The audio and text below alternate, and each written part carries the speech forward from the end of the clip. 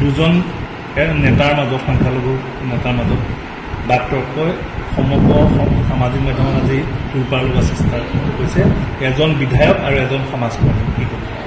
sir কথাটো হ'ল যে ইয়াৰ আৰম্ভণিটো হৈছিল যোৱা পঞ্চায়ত নিৰ্বাচন আমি চমৰীয়া সমষ্টিত তৃণমূল কংগ্ৰেছে প্ৰাৰ্থী দিছিলোঁ অৰ্থাৎ জয়লাভো কৰিছিল ইমান দম্ভালি মাৰি থকাৰ পাছত আমাৰ এগৰাকী প্ৰাৰ্থী জয়লাভ কৰিছে এগৰাকী প্ৰাৰ্থীয়ে 200 ভোটত জয়লাভ কৰাৰ পাছত তেওঁ পৰাজয় ঘোষণা কৰিছে আৰু এগৰাকী জিলা পৰিষদে প্ৰায় 15,000 ওচৰত ভোট পাইছে গতিকে আমাৰ এটা শক্তিশালী সংগঠন তৃণমূল কংগ্ৰেছৰ আছেই তাত কিন্তু মই যেতিয়া নিৰ্বাচনী প্ৰচাৰত গৈছিলোঁ মই যাওঁতে লেখিবুলি নামতে সংবাদ মাধ্যমত কৈছিলে যে দুলু আহমেদক আমি চেণ্ডেলৰ মালৱা পিন্ধাব আদৰণি কৰিব লৈ আছোঁ ইয়াতে আহিলে আমি চেণ্ডেলৰে আগত মানে আদৰণি জনাম এইটো হৈ গ'ল 3বাৰৰ বিধায়কৰ এটা মুখৰ মন্তব্য আপোনালোকে পাই যাব নহ'লে মই নিদিম তাৰপিছত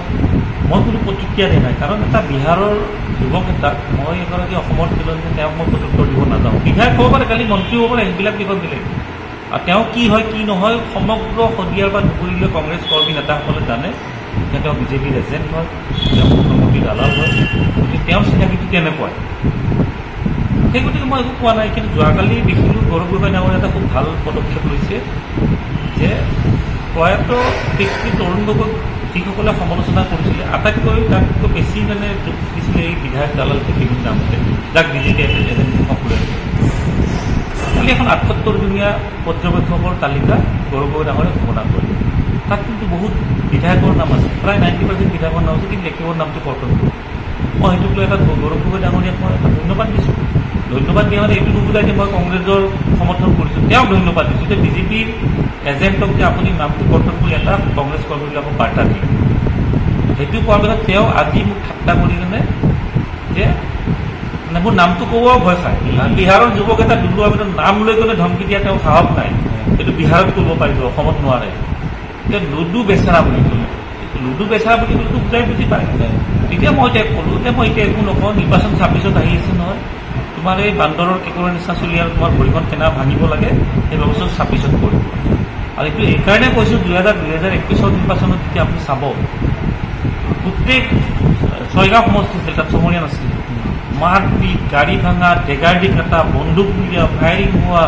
মেডিকেল ভৰ্তি হোৱা চব এই গুণ্ডা মানে ডকাইত বিজেপিৰ এজেণ্ট দেখিবলৈ নামতে কৰিছিলে এইটো বিডিয়াত পাব দেই আপোনালোকে গতিকে তেওঁ বিহাৰীয়েতো বিহাৰৰ নিচিনাই নিৰ্বাচন বিচাৰিব গতিকে চমৰীয়াত তেওঁ ভাবিছে এইখন বিহাৰ সদস্য এটা নিৰ্বাচন কৰিব লাগে কিন্তু চমৰীয়াবাসী ৰাইজৰ মনত এটাই কথা যে এইবাৰ কংগ্ৰেছে যাকেই প্ৰাৰ্থিত্ব দিয়ক কালি যদি আপুনিও তাত খেলে নিৰ্বাচন আপুনি জয়লাভ কৰিব কিন্তু চমৰীয়াবাসী ৰাইজে দেখিবলৈ নিদিব কেতিয়াও নিদিয়ে মই আকৌ কৈছোঁ এনেকুৱা বিজেপিৰ এজেণ্ট দালাল তেওঁ মই আকৌ কৈছোঁ মোৰ নামটো লৈ কওকচোন মই আদালতত চুচুৰাই আনিম মই যি ধৰণে কৈছোঁ তেওঁ মোৰ নাম লৈ কোনে কওক তেওঁ এই আইন কানুন কি বস্তু মই শিকাই দিম আকৌ কৈছোঁ মই বিহাৰৰ যুৱকে বিহাৰৰ নিচিনাই নিৰ্বাচন বিচাৰিছে চমৰীয়া সমষ্টিত আৰু সেইটো মই হ'ব নিদিওঁ কাৰণ আমাৰ পাৰ্টিও আছে আমাৰ সংগঠনো আছে আৰু তাত আমাৰ এতিয়া ডাঙৰ এখন ৰাজহুৱা সভা হ'ব তৃণমূল কংগ্ৰেছৰ খুব সোনকালে